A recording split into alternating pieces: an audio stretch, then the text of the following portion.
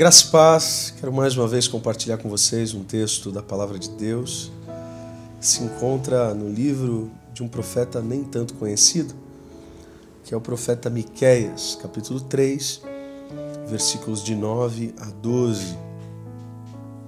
Diz assim: Ouçam isto, vocês que são chefes da descendência de Jacó, governantes da nação de Israel, que detestam a justiça e pervertem tudo o que é justo, que constrói Sião com derramamento de sangue e Jerusalém com impiedade. Seus líderes julgam a troco de suborno, seus sacerdotes ensinam por lucro, e seus profetas adivinham em troca de prata. E ainda se apoiam no Senhor, dizendo: o Senhor está no meio de nós, nenhuma desgraça vai nos acontecer. Por isso, por causa de vocês, Sião será arada como um campo, Jerusalém se tornará um monte de entulho e a colina do templo um matagal. Agora eu quero ler um outro texto com vocês do próprio profeta Miqueias, só que no capítulo 6, versículos de 6 a 8. Como que eu poderia comparecer diante do Senhor e curvar-se perante o Deus exaltado? Deveria oferecer holocaustos de bezerro de 1 ano? Ficaria o Senhor satisfeito com milhares de carneiros, com 10.000 ribeiros de azeite? Devo oferecer o meu filho mais velho por causa da minha transgressão, o fruto do meu corpo por causa do meu próprio pecado? Ele mostrou a você, ó homem, o que é bom e o que o Senhor exige. Pratique a justiça, ame a fidelidade e ande humildemente com o seu Deus. Infelizmente, em nossa vida devocional, nós temos a tendência de escolher alguns textos bíblicos e, por comodidade, excluir outros, né? Eu entendo que o livro do profeta Miqueias faz parte dos livros excluídos da grande massa evangélica, porque eu também reconheço que a grande massa não conhece, porque os pastores e pregadores usam muito pouco em seus sermões o livro de Miqueias. E a pergunta que fica é: por que o livro de Miqueias é tão menosprezado? Simples, porque a mensagem é muito dura. E dura para os pastores, dura para a liderança. Gostaria eu de ter tempo aqui para trabalhar os 7 capítulos de Miqueias com vocês, mas eu quero ser bem objetivo. Logo no primeiro capítulo, Miqueias dá o tom da sua profecia e ele diz assim: todas as suas imagens, ó Israel, esculpidas, serão despedaçadas, e todos os seus ganhos imorais serão consumidos pelo fogo. Destruirei as suas imagens, visto que o que ela juntou foi como o ganho da prostituição, como salário de prostituição, tornará a ser usado. Ou seja, Miqueias aponta logo de cara 3 pecados básicos presentes em Israel: idolatria, ganhos imorais e prostituição. E o pior de tudo isso é que não era apenas o povo que estava vivendo esse tripé diabólico, idolatria, ganhos imorais e prostituição, mas a própria liderança política e religiosa estava mergulhada também na idolatria, na injustiça social e na prostituição.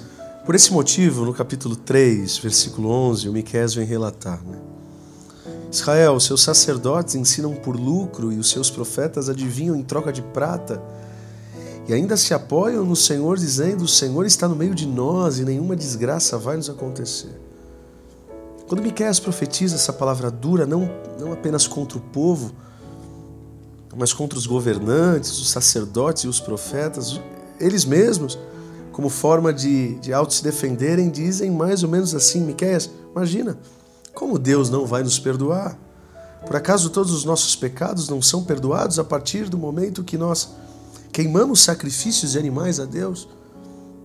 Quando Miqueias escuta essa desculpa esfarrapada desses sacerdotes e profetas alienados, onde eles achavam que Deus tinha obrigação de perdoar os pecados do povo e deles pelo fato deles queimarem holocaustos a Deus, Miqueias, de maneira corajosa e inspirada por Deus, vem dizer o seguinte no capítulo 6, versículo 6: Ficaria o Senhor satisfeito com milhares de carneiros ou com 10.000 ribeiros de azeite? O que o Senhor exige é que vocês venham praticar a justiça, amar a fidelidade e andar em humildade com o seu Deus. Resumindo, aquela sociedade estava fincada em um tripé demoníaco: idolatria, injustiça e prostituição. E a forma mais coerente de Deus perdoá-los não era recebendo deles mais sacrifícios, mas estabelecendo naquela sociedade um outro tripé: justiça, fidelidade e humildade para com Deus. Acredito que não haja necessidade de eu explicar o que já está explicado nesse texto, mas que a gente consiga todos os dias tirar do nosso coração toda a ramificação que destoa com a vontade de Deus. É incoerente da nossa parte ofertarmos ao Senhor o nosso culto, o nosso levantar de mãos, o nosso dinheiro, o nosso tempo, dizermos Senhor, Senhor, mas depois de algumas horas continuarmos na mesma vida, promovendo coisas que não têm conexão alguma com a vontade de Deus. Que possamos entender que assim como os sacerdotes e profetas do tempo de Miqueias não conseguiam comprar Deus com seus sacrifícios, a gente também não consegue comprar Deus com o nosso culto, com as nossas mãos levantadas ou com os nossos dízimos, com as nossas ofertas. Deus não é bobo, Deus não é menino, Ele é Deus. E por ser Deus e conhecer as nossas limitações, Ele não espera de nós perfeição, mas no mínimo uma conduta cada vez mais justa para com o nosso próximo e fiel e humilde para com Ele. Se buscarmos e praticarmos esse princípio, poderemos ter o prazer de dizer como Miqueias relatou no capítulo 7, o Senhor terá compaixão de nós. Pisarás as nossas maldades e atirarás todos os nossos pecados nas profundezas do mar.